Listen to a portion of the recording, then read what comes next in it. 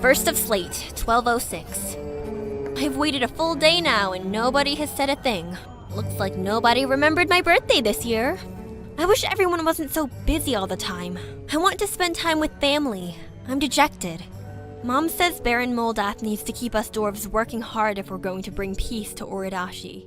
If you ask me, he's planning to work us all to death so he can bring us back like Grandma Winks. I understand why we need to work. The world cannot unite until it is first conquered. It's like Moldath says, the strongest alloys are made from many resources. The first step, crush your resources down to dust. Though, I've noticed the Baron calling the war the First Elf War. How many elf wars are there going to be? Anyways, I did manage to find some fun things to do today, on my birthday. Well, first of all, I woke up this morning and put on my new hood. Very comfy. Though I've run out of places to put my old clothing, so I've just been throwing it all on the ground. I wish Moldath would order some new cabinets already. Stinthad was always so good at making new furniture, but he moved away, just like Mom. Anyways, I wore my hood through the fort for a while, hoping that someone would notice me, but of course, nobody did. After that, I snuck up to the surface for a while and tried to see the rocks. As usual, they were just moping around in their hole. What's the point of even having them if they won't do anything? I waited around for a bit, but they just won't budge. Just popping their big dumb bird heads up to look around every once in a while. As usual. For lunch, I went down to the Scorching Hall and had a nice roast, water buffalo, and plump helmet wine. It was alright. Nothing like the meals Dishmab used to make. He's gone now too, though. Thrown out. He didn't like the fortress anymore, I don't think. I don't know that I feel like writing much more right now. It's been a bad birthday. I'll probably go see Grandma Beetlebane. I'm sure she didn't forget about me. May Acker's flail grace us. Vutok Vokarl death. Beetle Baby the Second.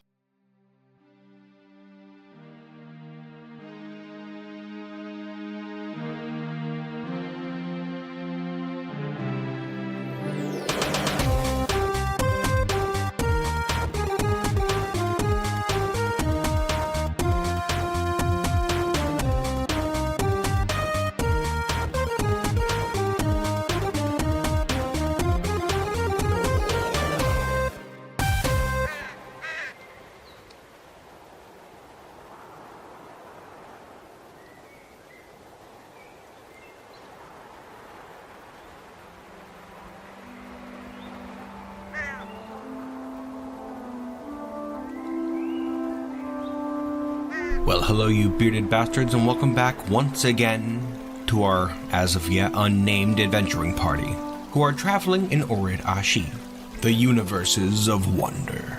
Currently it is the 27th of Granite, 1206, early spring, and a bit cooler than the start of our journey, though still a trifle warm, as to be expected. Orid Ashi is known for its aridness. Currently, it is the 4th day of our journey, and I believe we're approaching the edge of the civilized lands, as evidenced by the tiger attack last night, one that left our party pretty beaten up and took the nose from Godin, our poor mule, but we survived and should be fine. Just hopefully we can get these wounds cleaned out at some point. Infection can be a real threat out on the road. Right now we are skirting the southern border of the Towers of Sweetness, a savage mountain range in the north. A dangerous area, well known for its high population of rocks, enormous predatory birds, not known for their friendly nature, but shouldn't be a problem, we're not going up there. But where we are going is just over here to the west. Before we leave the civilized land fully, I would like to check out a fort over this way, although we don't know that much about it. Could be dangerous, you never know. We're hoping it hasn't been overtaken by the enemy's forces. The forces of Moldath, the Beardless, that is. But it should be alright. We're gonna be safe about it. Hey, Godin, are you ready to learn how to live with that new nose of yours? How you feeling right now? You are amazing. He's going to be fine, Kogan. Let's just remain calm. You know, that small sheep wool sure really makes your outfit. No, knock it off. I don't need the flattery. Let's keep going.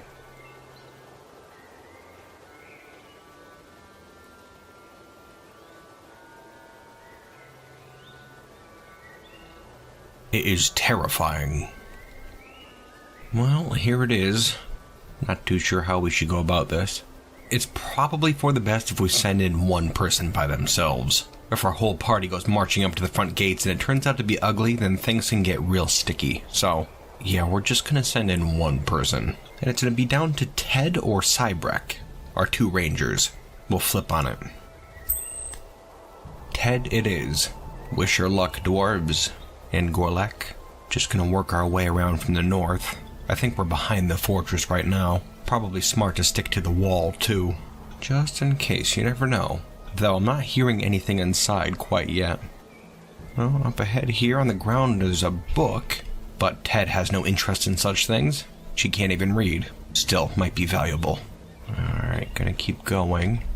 And I think right up here is the entrance. There is something inside the fort. Something can be heard in there moving around. Can't quite make out that sound though. Gonna start moving slower still. Sneaking too. Alright, here we go. She's moved through the door and just gonna wait up here for a second. Looks like whatever it was stopped making sound. Oh, but there it is again. Yeah, there is something in there. It could just be an animal. This place does seem fairly abandoned. Let's continue. Okay, we have the door open, looking into the courtyard now. Don't see much. That sound seems to be coming from this limestone structure to the south. In addition, there does seem to be some other structures here as well. How about we slowly make our way around this structure? We can still hear something inside. No voices or anything, though. An important thing to note. It could just be an animal, still. Alright, there is another building here, but I don't want to just go strolling inside. Although, I don't hear anything. So, let's go for it. Okay. Gonna stop sneaking for a second. Here's an interesting looking building. Seems to be filled with books, as well as tables and chairs. Again, these might be worth something. But, I suppose we have to keep our task in mind. Moving on. Gonna head up to that north structure now. Sneaking once more as well. Again, I don't hear anything from inside. Might be safe. And, yep, don't see anything. Gonna stop sneaking again. Another room here. More books. There does seem to be an awful lot of books in this place. Heading back out. Sneaking once more. And whatever is in this building is still moving around. Gonna stop sneaking. And we'll try to shout. Hopefully this isn't foolish. Greetings. My name is Ted Anyamil. My party and I need a place to shelter for the night. Nothing? I could still hear it in there. Alright, tell you what. I think the best thing we could do is collect up the party and then open that door. Not too sure what's in there, but it could be very dangerous. Okay, here we are. Everyone's assembled. Oh. Alright, looks like Maffall's heading in. Maybe a little curious. Maybe Ted didn't explain where this noise was coming from exactly. But it looks like the door is open now. And inside we can see a group of elves. Interesting. Having a bit of a closer look at them. And they seem fairly well put together. A little threatening, perhaps, judging by their tanned skin and green-hued hair. Well, they must all hail from the same elven civilization, but we're not too sure which one that is. The dwarves of the Glad Lash like to keep to themselves if possible. Can't help but notice the throne the one elf is carrying, holding in her hand. A bit cumbersome, and, menacing, too, actually. Quite menacing. What with the bones and the dwarven proportions, best to address them. Greetings. My name is Thob, and this is my party. This servant of rumors greets you. I am Arayi Saffronlock. Praise be to Vera Viperswim, the mahogany vines. Well, what else could you tell me about yourselves? I am Doyen. Though I was an herbalist for 41 of the years of my life. She seems decent enough so far. Very confident. Well, how about this area? Is there anything you could tell me about it? We stand now in Wealthy Raptor. Romimi Glostshaft is there. Ah, I see. There she is. Wave to the dwarf. Oh, there they are. There you are. And how are you feeling right now? It's not a gift if you expect something in return. The hell is she talking about? Our presents? Like we're presenting ourselves as a gift. But she also suspects that we want something. Of course. And we do. Oh, of course. Please, I must ask you, Elf. Can my party shelter here for the night? Certainly. It would be terrible to leave such short travelers out in the night. Please, make Wealthy Raptors your home for this evening. Thank you so much. You know, that rope reed chaussa really makes the outfit. Spare me your compliments, dwarf. Off with you. Of course. Goodbye. Well, I don't feel like telling you about it. Okay, well, we're gonna head out of here. We got a place to stay for the night, so we're looking pretty good, I'd say. Let's go, dwarves. Elves seem a little impatient, don't they? To be expected, I suppose. Really just a bunch of stubborn, stuck-up creatures when you get down to it. Never a reason for it. Just how they are, I guess. Oh well, it doesn't matter. I don't think they'll be giving us much trouble, and now we can spend our night here, so that's good. We can use a good rest after dealing with that tiger. So, let's settle down, dwarves. And remember, keep an eye on those elves. We have to remember not to trust them completely. That would be foolish. I think first we'll have a quick look at the map, though, just to get a little update. Here we are, Wealthy Raptor, the fort.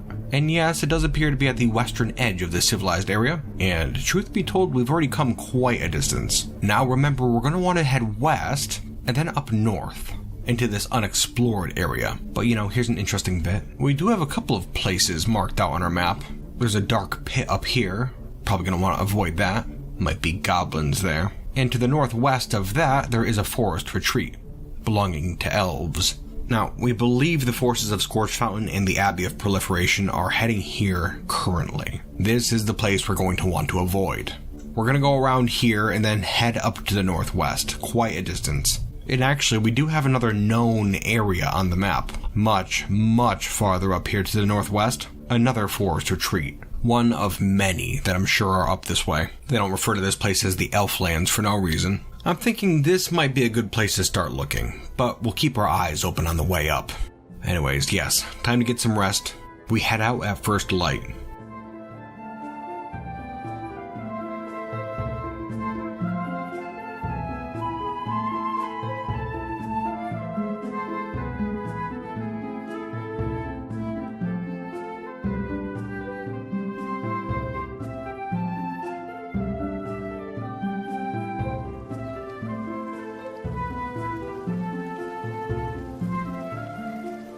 Well, it's the 5th day of our journey, 28th of Granite, 1206, and things are going pretty well so far.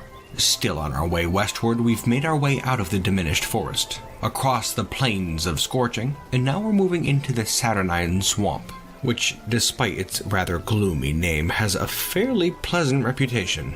Renowned for its beautiful feathered trees, it also stretches all the way to the western coast.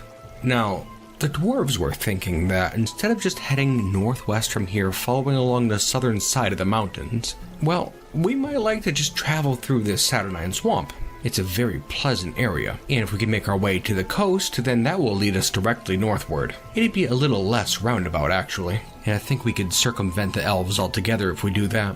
Would be nice. Speaking of elves, the ones at that fort gave us no trouble last night, thankfully, and this morning we were able to depart without a single problem. And that being said, what is that?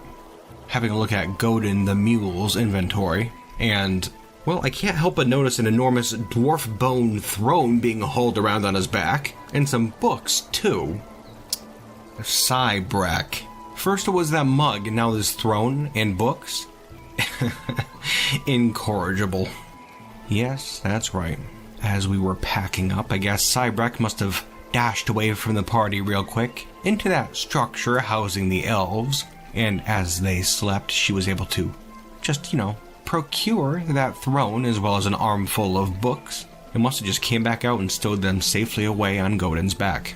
Well, it's a ghoulish throne, that's for sure, and those elves were creeps anyway, so, well, I guess it's ours now. Just please be careful in the future, Cybrak. We don't want any unnecessary trouble. My goodness. Well, might as well have a look at the thing, right? Its name is Genlathador Nathissostar. Seduced drowns, the grieving burial. Fairly simple, it is a dwarf bone throne. All craftsmanship is of the highest quality, and it also menaces with spikes of goat bone. Yeah, that really is something. Ghoulish, to a fault, I would say. But I don't know, maybe there's a story behind there. It'll make a nice souvenir when we do find a place for a fortress, that's for sure. A little memento. Something to remember our journey by. You know what? Good job, Cybrek. You are a boon to our party. Now let's hit that trail once again. I've got a good feeling about this swamp. Yes, this is bound to be a good decision. Eventually, night falls, and the dwarves find the bank of a brook to settle down by. They feel safe and comfortable beneath the wispy boughs of an enormous feather tree. A campfire is made, and dinner prepared. We're having both tiger and iguana meat tonight, cooked decently by Kogan, of course. And as the dwarves relax, Rimtar begins singing. And as he does, he is joined by Mafal. Their voices aren't the best, but they're good enough.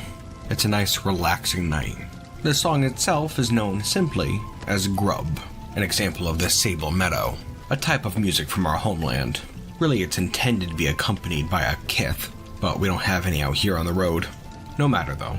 It was just enough to remind us of the importance of our mission, and of the dwarves back home, who are relying on us as we speak. As such, the topics of conversation began to darken and twist towards a particular subject. The Beardless Baron. Truly, that dwarf is the biggest threat Orid Ashi has ever seen. For the past 25-30 years or so, the raids coming out of his fortress have been numerous and extremely powerful. Nothing seems to be able to stand against them. But that's gonna change once our new fortress gets up on its feet. We'll have to pray to the gods it can stand against them anyways.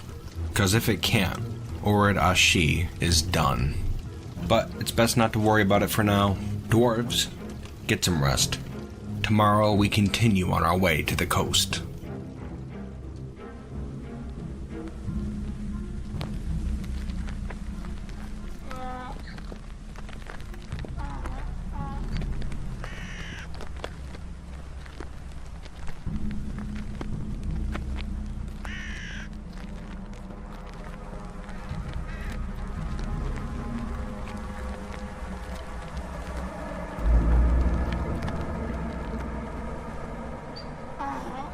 Well, this isn't good. It looks like Mafal, our diagnoser, was just caught off guard by this Necromancer experiment. I don't know what it's doing out here, but it could give us some serious trouble, I'm thinking. A Knight's Soldier. It appears to be a hairy humanoid with 3 stubby tails. Its charcoal hair is unkempt. These night creatures were first created by the dwarven necromancer Bembul Rock's murder of Snacked Dream, after horrible experiments on humans. And this particular one is incredibly muscular, but otherwise unarmed. Still, I'm thinking this thing can give us some trouble. Well, no other choice than to fight now. Luckily, Mafal has her copper warhammer equipped. Let's do this. Well, that's strange. Mafal is standing right by the creature, but it appears to have no aggression towards her. I'm not sure the other dwarves realize that, though. Maybe she can try talking to it. Greetings. How are you feeling right now?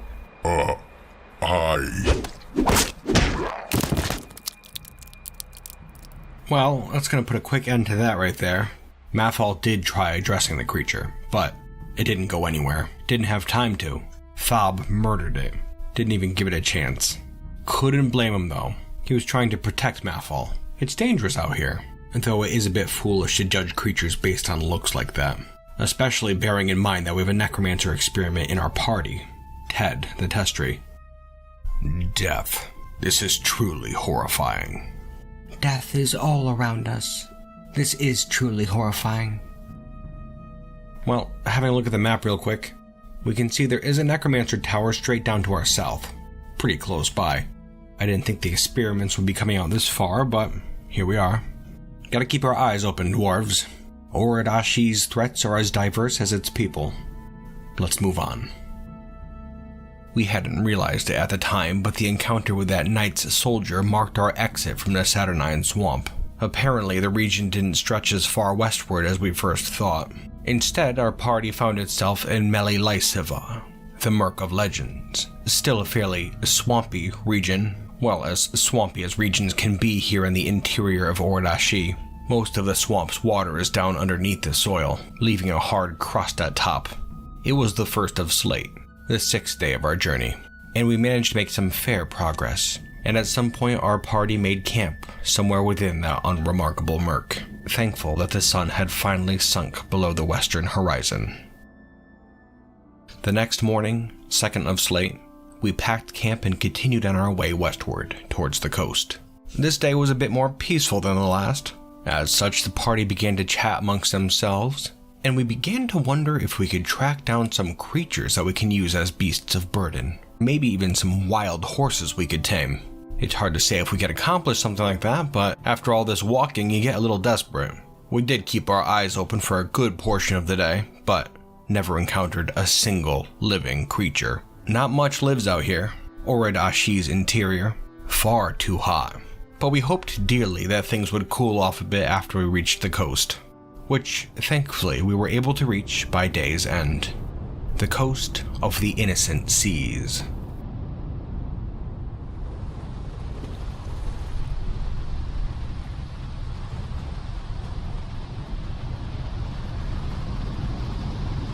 None in the party had ever seen something like this before.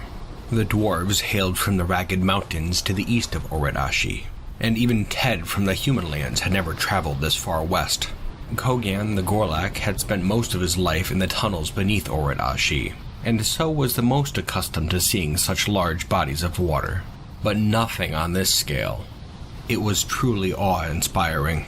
The dwarves could see the power in the waves as it crashed ashore around them. It was plain to see, even to their squinting eyes, under constant assault by the sun's blinding rays. From now on, they would travel along the coast. The breeze was cool and the view inviting. The spirit of the party was soaring. Hello, Rimtar. It's great to have a friend like you. Hello, Mepho. It's also great to have a friend like you. You know, nature can be enjoyed and used for myriad purposes, but there must always be respect and even fear of its power.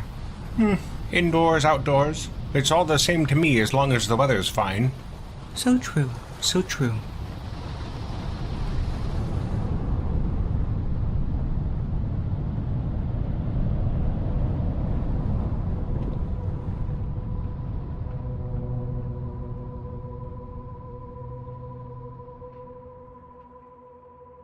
Well, the day's approaching its end, and the dwarves are starting to get a bit tired. The sun has been beating down badly today, and even though we're by the coast, it really hasn't helped all that much when you get down to it. So, that being the case, we found this little brook here, are filling up our water skins, and I think we may have found a place to settle down for the night. There's a bit of a rocky outcropping down to the southeast a ways. Might be the perfect place to get out of the sun for a while. Although, here's a thing. On the ground here, an amulet made of stone. Thob claims it, puts it on, and we continue on our way. Oh, and look over here. It's a scepter. A gold scepter that Cybrek claims extremely quickly. Of course she does. Yeah, there are all kinds of things on the ground here. An earring and a figurine of a goblin surrounded by dwarves. Peculiar. Not too sure what the meaning for this is, but I don't know, what else is there around? Let's have ourselves a little look. Oh, here we go.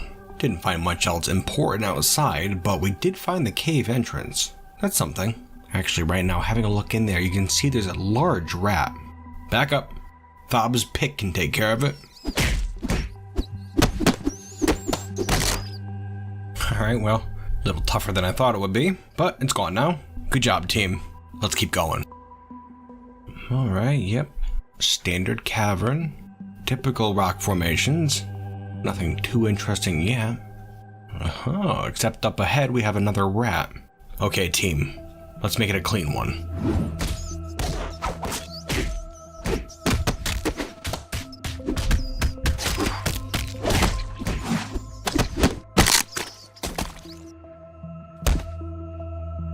Well, that wasn't clean at all.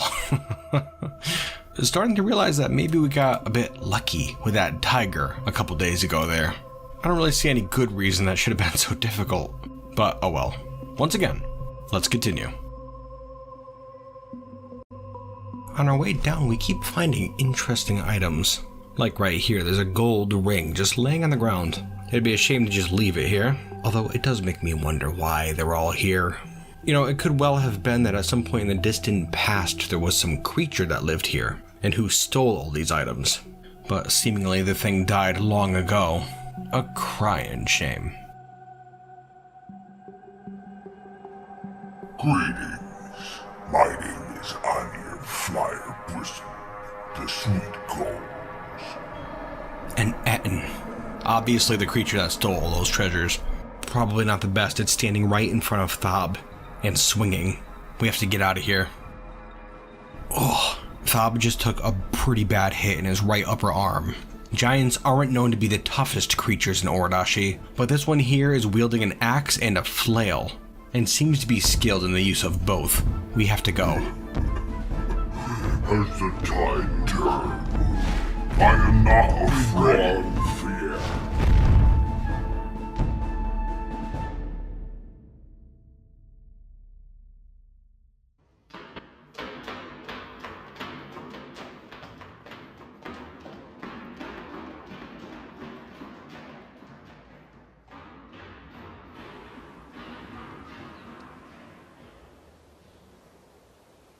Having narrowly escaped by the hairs of their beard, the party was all too happy to see sunlight once more. Badly bruised and terribly wounded, they took stock of their group, and realized much to their horror that 2 of their members did not escape from the cavern. Iteb, Cybrek's hunting dog, and Mafal, the diagnoser. Some members of the group thought they could still be down there, waiting for rescue, but others had seen the terrible end of those 2. There was no escape. And so the party traveled on, their hearts now heavily burdened with sorrow. The price they paid for entering that cave was 2 of their dear friends, but what they gained in return was a dreadful new respect for their home, for Orid Ashi.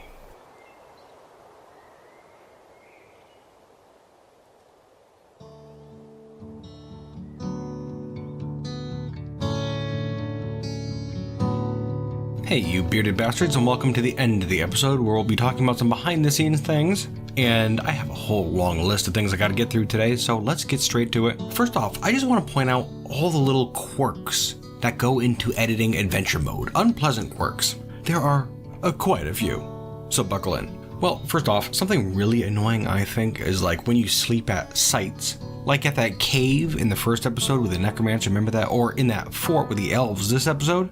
You can't actually sleep at those areas, which is weird. I'm sure a lot of you realize it if you play adventure mode in Dwarf Fortress, but like I don't want to seem like I'm pulling the wool over your eyes. You can't sleep at these places, which is asinine. You should be able to, especially if you have an elf at a place who's like, oh yeah, sleep here. Why can't you sleep there? So I have to take my adventurers, walk them outside the property line, I guess, and then they can sleep. It's silly, but just for the sake of the story, you know, I pulled the wool over your eyes a little bit right there. Not something I make a habit of, mind you. It just, I mean, come on. Oh, also another thing. The in-game conversations, they are awfully silly, aren't they? Well, something I figured I'd mention is that, well, you may notice that the text is a bit different that shows up on the screen. It's not the in-game text. I've actually typed it out using a program. That's why it looks different. At first, I wanted to actually, use the on-screen text and just display it on screen for you, but it's not that easy. There's all kinds of other stuff in there. Half the time all the party members are petting Goden, and that shows up in the chat log as well, so it would just be a wall of various party members petting Goden, just dotted with bits of chat conversation, so it doesn't really work out too well. I figured I'd just type it out, gets the job done. And one last thing here, I got a special piece of fan artwork I'd like to show off, and once again, make sure you're buckled in, because this thing's amazing. Here it is. Would you have a look at that? Baron Moldav. Isn't that amazing? You can see in this picture here, he's holding his blue die, of course. Man, the detail in this thing is crazy. Look at this little die cup there. Adorable. It is a good day to die. But that's not the only accessory he has. Have a look at this. The Art of Dying. His yellow zircon book that he wrote. Remember that? What a bastard. He's got his little quill and he's ready to write some more, it looks like. So cool, isn't it? Just amazing. And not only that, would you have a look at this? The book actually opens. And on the pages here we have some little dwarf runes. And pictures even. Just crazy. Not only that, I love my details. And so I figured I'd point out this right here. You can even see a little mug stain on the page. Isn't that crazy? Oh, and then there's his helmet, of course. Isn't that awesome? Rock bone helmet. Modeled to perfection. Super creative here. A lot of detail, a lot of work went into this thing, and I'm glad I got to show you guys. I will also mention that this adorable little Moldath here was made by Time Fairy Crafts over on Etsy. I'm going to put a link to that down in the description below. Be sure to go check it out, because they have some other cool stuff in there too. You don't want to miss out. This isn't a sponsor sort of thing. I just thought this was extremely cool and very well made. Okay. How you feeling, you bearded bastards? I hope you enjoyed yourselves today, and I certainly hope to see you next time here in Orid Ashi, the universes of wonder. And until then, you bearded bastards.